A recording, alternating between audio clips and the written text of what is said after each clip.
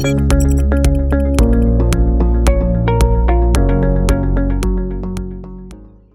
you, my friend.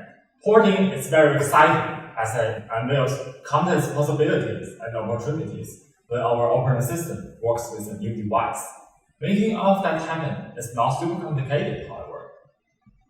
There are several portions to consider when making an OS image for hardware. rootfs, kernel and drivers, then firmware and bootloader. Their relations are shown in this graph.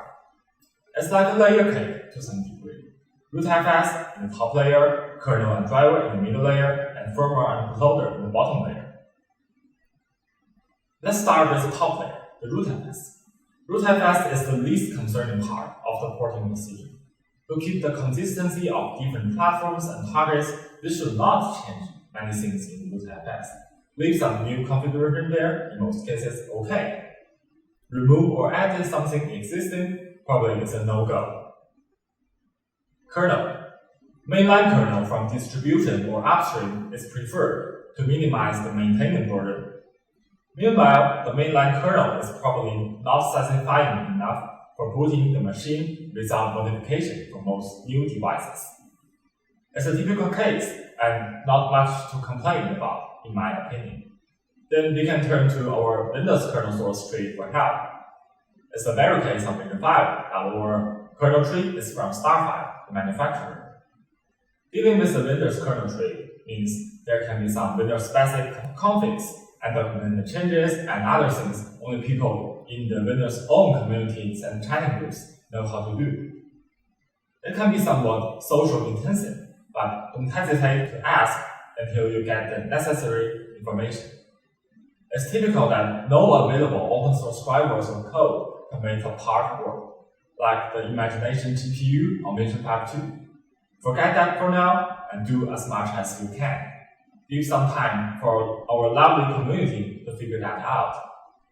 Next, let's talk about firmware and bootloaders. You don't have much choice in SPI interface implementation. The de facto standard openSPI or the newly emerged RustSPI as an alternative.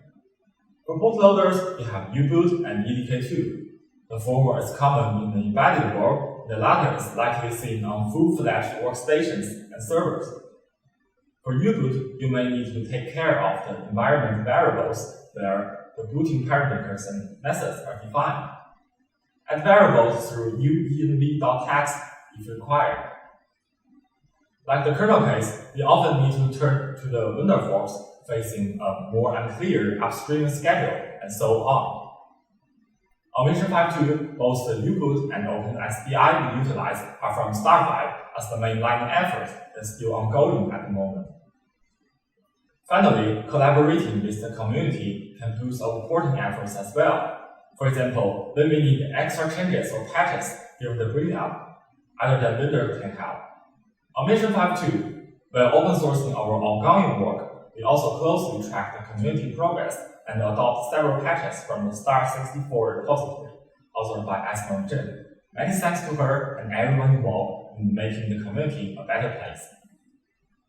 That's all for me. Thank you for listening, and let's welcome my colleague for the next section.